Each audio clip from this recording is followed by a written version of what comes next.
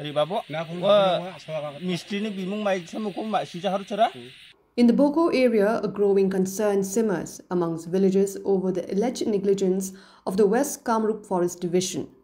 Recent events paint a picture of inaction, forcing locals and even the police to step in where the forest authorities appear absent.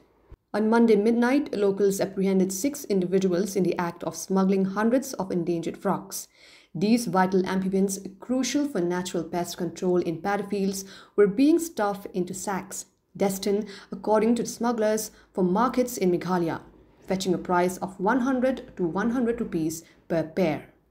কিমান আছে মনাখনত কতনি আছে মনাখনত কিমান আছে মনাখনত কিমান আছে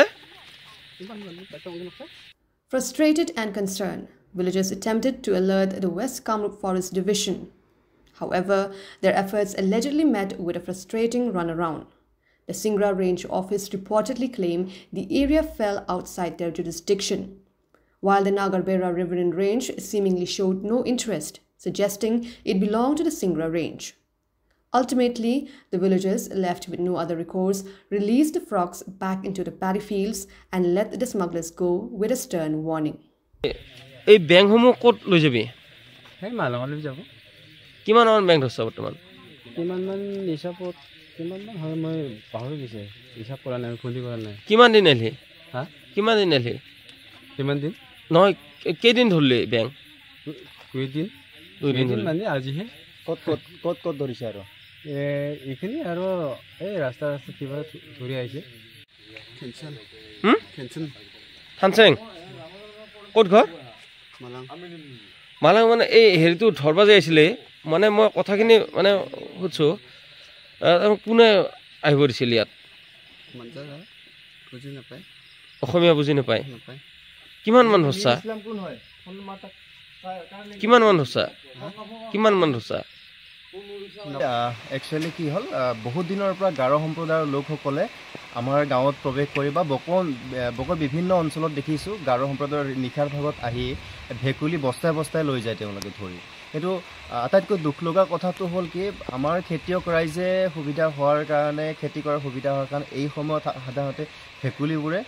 পোক পতংগবিলাক খায় আৰু তাৰ ফলত আমাৰ খেতি পথাৰত খেতি কৰাৰ কাৰণে কৃষক ৰাইজৰ সুবিধা হয় তেনেস্থলত আজিৰ তাৰিখত বস্তাই বস্তাই যদি ভেকুলী ধৰি তেওঁলোকে খায় বা কি কৰে নাজানো গতিকে এইটো আমাৰ কাৰণে খুব বেয়া লগা কথা বা আমাৰ বেয়া খবৰ কিন্তু কথাটো হ'ল কি আজি আমাৰ গাঁৱৰ সচেতন কেইজনমান লোকে মানে 6 গৰাকী মেঘালয়ৰ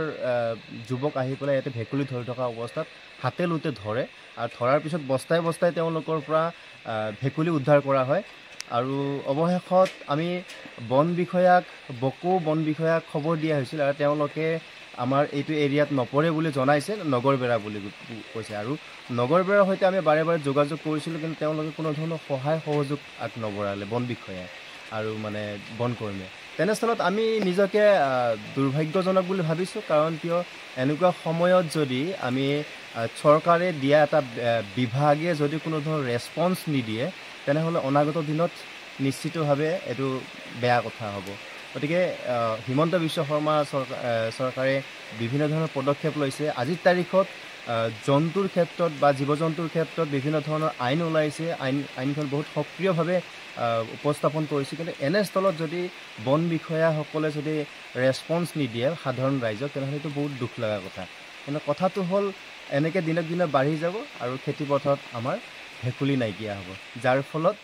কৃষক ৰাইজৰ হাহাকাৰ হ'ব Meanwhile, a separate incident unfolded in the heart of Boko Basar, a mere 100 meters from the Singra Forest Range office. Boko police intercepted a mini truck laden with wood logs.